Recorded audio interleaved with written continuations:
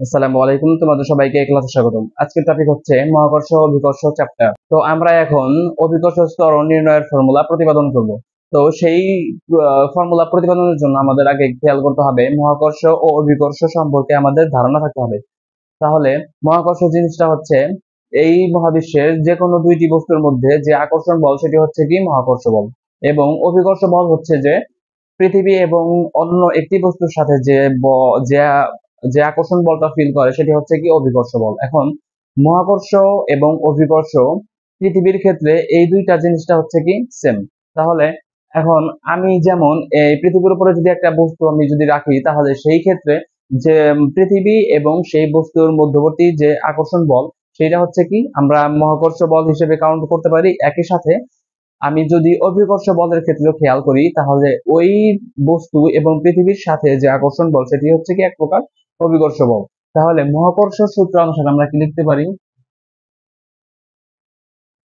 মহাকর্ষ বল F G সমান G M M by R square, যেখানে জি হচ্ছে কি মহাকর্ষীয় ধ্রুবক, এম হচ্ছে পৃথিবীর ভর, এই এম হচ্ছে কি বস্তুর ভর, এবং আর হচ্ছে কি তাদের মধ্যবর্তী দূরত্ব। ঠিক আছে, এখন আমরা অভিকর্ষ বল সম্পর্কে আমরা কি লিখতে পারি? অভিকর্ষ বল এফ সি সমান এম জি, অর্থাৎ একটি বস্তুকে পৃথিবী কত ত্বরণে নিজের দিকে কেন্দ্রের দিকে টানছে সেটি হচ্ছে কি অভিকর্ষ বল। এখন এই যে অভিকর্ষ বল এবং মহাকর্ষ বল এই দুইটা হচ্ছে কি পৃথিবীর ক্ষেত্রে আমরা সেম ধরতে পারি। ঠিক আছে, যদি আমরা এখানে শর্তানুসারে লিখি যে এফ জি সমান এফ সি, তাহলে কি লিখতে পারি?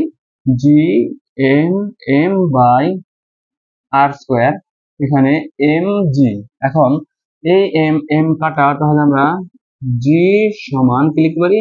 G M by R square. এখানে জি হচ্ছে মহাকর্ষীয় ধ্রুবক, এম হচ্ছে পৃথিবীর ভর, এবং আর হচ্ছে কি পৃথিবীর ব্যাসার্ধ।